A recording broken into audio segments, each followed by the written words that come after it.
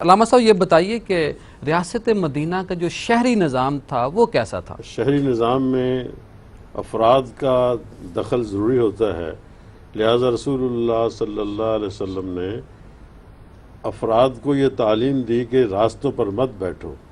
لوگ روزہ کا وقت گزارنے کے لیے، دن گزارنے کے لیے کسی جگہ پر بیٹھ کر گپے مارتے رہتے ہیں، وقت گزر جائے گا۔ جانا تو مسجد میں چاہیے جہاں جا کے قرآن پاک کی تلاوت کریں، لیکن کسی جگہ پر بیٹھ جاتے ہیں۔ آپ نے محسوس فرمایا کہ ان کے بیٹھنے سے لوگوں کو تکلیف ہوتی ہے، تو فرمایا راستوں پر مت بیٹھو۔ صحابہ کرام نے عرض کیا کہ ہمارے پاس اس کے سوا بیٹھنے کی جگہ کوئی نہیں ہے۔ آپ نے فرمایا اگر لازمی بیٹھنا ہے تو پھر راستے کا حق ادا کرو۔ عرض کیا جی ماحق الطریق، راستے کا حق کیا ہے؟ آپ نے فرمایا کہ گزرنے والوں کی طرف اپنی نظریں سیدھی نہ کرو۔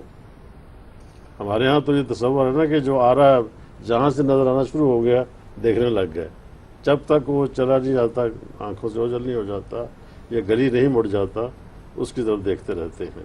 خاص طور پر عورتوں کے لیے دیکھنا، اس سے ایک معاشی انارکی پیدا ہوتی ہے۔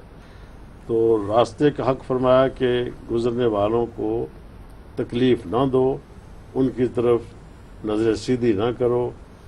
اگر کوئی راستہ پوچھے، کوئی مسافر گزر رہا ہے تو اس کو صحیح طریقے سے راستہ بتاؤ۔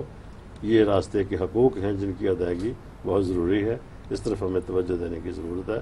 خاص طور پر رمضان میں اس پر ہم عمل کریں گے تو انشاءاللہ اچھے اثرات۔ ڈاکٹر صاحب